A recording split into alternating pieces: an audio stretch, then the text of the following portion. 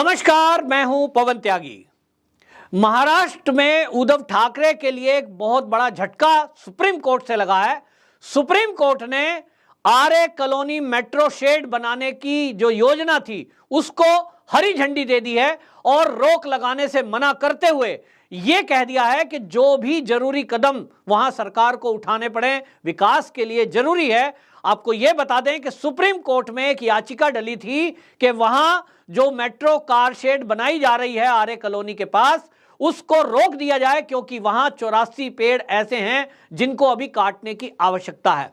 सरकार की तरफ से अटॉर्नी जनरल प्रस्तुत हुए थे और उन्होंने कोर्ट को यह समझाया कि क्योंकि कार शेड का 95% काम पूरा हो चुका है, मात्र 5% काम रुका हुआ है और 3 साल जो उद्धव ठाकरे सरकार थी उस सरकार की वजह से जो काम रुका उसकी कॉस्टिंग 10,000 करोड़ रुपया बढ़ गई। पहले ही देश का बहुत नुकसान हो चुका है, इसकी अनुमति मिलनी चाहिए, क्योंकि विकास के लिए पेड़ तो काटना ही पड़ेगा, लेकिन उतने पेड़ जितने की सरकार काटेगी उतने से ज्यादा पेड़ दूसरी जगह लगा दिए जाएंगे, यानी पर्यावरण का संतुलन का ध्यान रखा जाएगा। इसके बाद सुप्रीम कोर्ट ने उद्धव ठाकरे की मंशा पर पानी फेर दिया और जो महाविकास आघाड़ी सरकार ने इस योजना पर रोक लगा के रखी थी 3 साल, जब तक वो सत्ता में थे लगभग 2.5 साल उसको रोक के रखा था, अब उसको हरी झंडी दे दी और अब ये बाकी का बचा हुआ 5% काम भी होगा और इसके बाद जल्द ही मुंबई में मेट्रो दौड़ती नजर आएगी। महाराष्ट्र मुंबई में मेट्रो चलाने का, मेट्रो बनाने का, रेल लाइन बिछाने का ये काम शुरू हुआ था जब देवेंद्र फडणवीस महाराष्ट्र में मुख्यमंत्री थे और उन्होंने देखा कि मुंबई के अंदर जो भीड़ भाड़ रहती है उससे निजात दिलाई जा सकती है वहां की जनता को मेट्रो चलाकर। इसके लिए योजना बनाई गई और जो मेट्रो के बोगी हैं, डब्बे हैं, उनका रखरखाव, मेंटेनेंस, साफ सफाई ये कहां होगी। तो एक शेड बनाने का प्रस्ताव हुआ कि भाई कहां मुंबई में एक ऐसी जगह खोजी जाए जहां वो शेड हो, जहां उन डब्बों का मेंटेनेंस हो, रखरखाव हो, साफ सफाई हो सके। उसके लिए एक बड़ी जगह की जरूरत थी और मुंबई जैसा आप जानते हैं वहां बहुत कंजेस्टेड है, जगह बहुत कीमती है और जगह है भी नहीं। लेकिन वहां जहां मेट्रो लाइन जा रही है, जो योजना बनाई गई उसके पास ही आरे कॉलोनी है और वहां आरे कॉलोनी के पास जंगल है।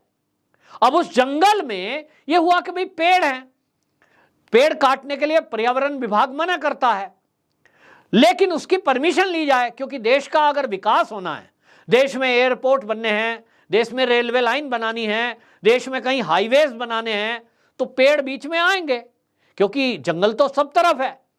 तो क्या जंगल की वजह से, पेड़ों की वजह से हाईवे ना बने, देश में रेलवे ना बने, एयरपोर्ट ना बने?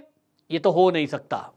विकास है, देश के विकास के लिए ये जरूरी है, जंगल भी जरूरी है लेकिन विकास भी जरूरी है। और इसलिए देवेंद्र फडणवीस सरकार ने एक योजना कोर्ट के सामने रखी। जब कोर्ट में ये केस जनता लेकर गई, वहां के लोग जिसमें वामपंथी विचारधारा के लोग थे, कि हम जो है जितने पेड़ काटेंगे उतने ही पेड़ दूसरी जगह लगाएंगे, यानी पर्यावरण को नुकसान नहीं होने देंगे। इसके बाद अनुमति मिली, कोर्ट ने सशर्त अनुमति दे दी कि आप यदि ये पेड़ काटते हैं जिनकी संख्या लगभग 2,500-3 हजार थी, वो आप काटेंगे तो उतने पेड़ आप लगाएंगे। सरकार ने मान लिया, काम शुरू हो गया और पेड़ कट गए, पेड़ कटने शुरू हुए, लाइनें बिछ गई। लेकिन इसी बीच चुनाव आ गया और चुनाव आने के बाद जिस तरह से हमने देखा कि उद्धव ठाकरे ने बीजेपी के साथ गद्दारी करते हुए महाविकास आघाड़ी गठबंधन बना लिया, एनसीपी और कांग्रेस के साथ आ गए।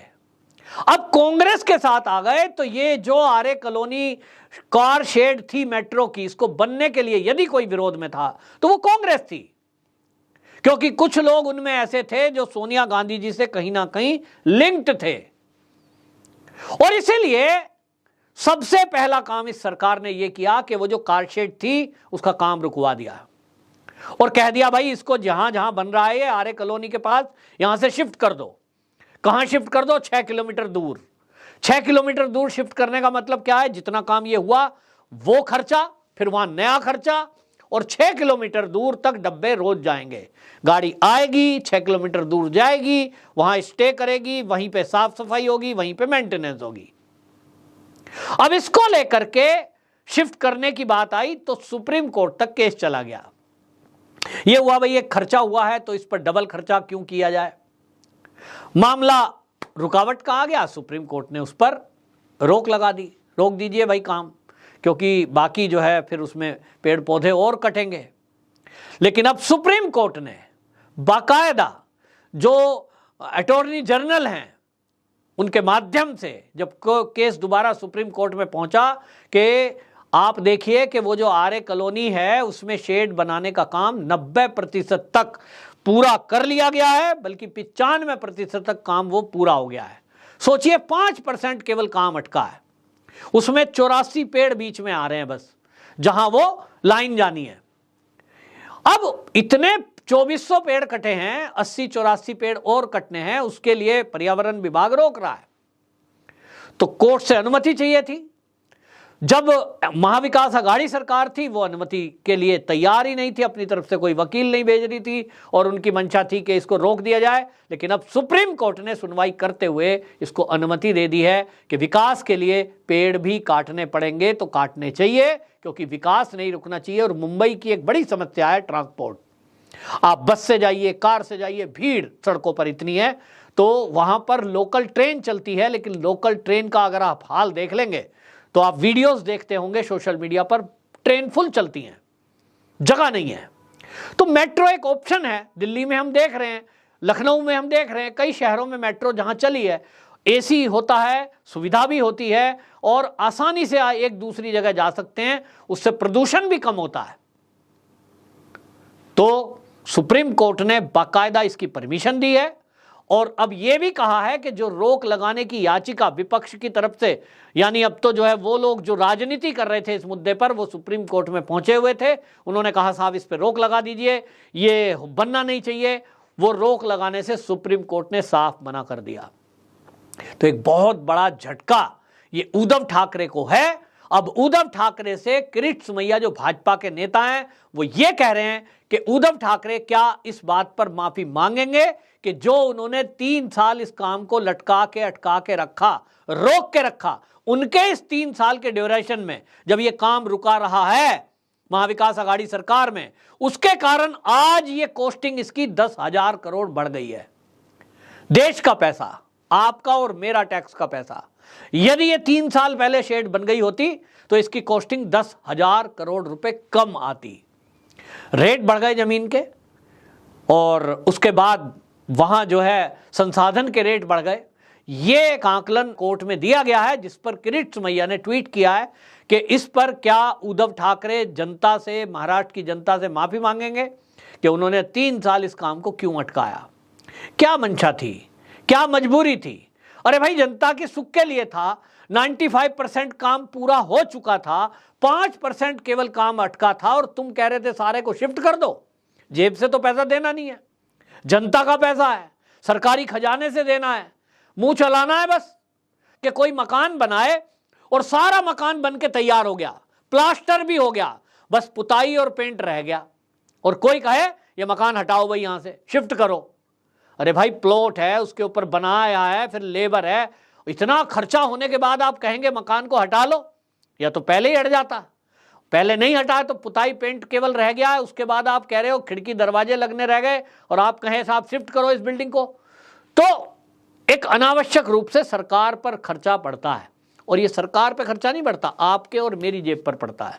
सरकार कहां से लाएगी, देवेंद्र फडणवीस हो या उद्धव ठाकरे, ये कोई भी हो, ये राजनीतिक जनता जो है, ये लोग जो है राजनीतिक नेता, ए हो या बी, ये कोई अपने घर से तो दौलत लुटाते नहीं है कि साहब ये खर्चा ज्यादा हो रहा है, लो जी हमारे घर में खजाना रखा है ले लो। 1 रुपया अपनी जेब से नहीं लगाते, कमीशन उल्टा खाते हैं। तो देश की जनता का पैसा ये रुकावट बीच में पैदा करके अपनी केवल राजनीति करते हैं। ये कहेगा मैं ये काम करूंगा, वो कहेंगे मैं होने नहीं दूंगा। उस बीच में, क्योंकि जो महाराष्ट्र में खेल चला महाविकास अघाड़ी में, हमने देखा कि बिल्डरों से मिलकर के किस तरह से जमीनों की बंदरबांट हुई। केवल इनका मकसद यही था कि उस कॉलोनी में कुछ लोग उन जमीन को कब्जाना चाहते थे, सोच रहे थे वन है, इसके अंदर कौन आएगा, पेड़ ही पेड़ हैं, यहां कुछ भी करो। कुछ तो लोग महाराष्ट्र के ये कह रहे हैं कि वहां धर्मांतरण का खेल चल रहा था, वो सब खुलासा हो जाएगा। क्योंकि अब कॉलोनी होगी, फिर वहां मेट्रो आएगी जाएगी, लोग आएंगे जाएंगे, तो जंगल में जो कुछ चल रहा था अब उन चीजों का खुलासा होगा। अब तो वो कर नहीं पाएंगे।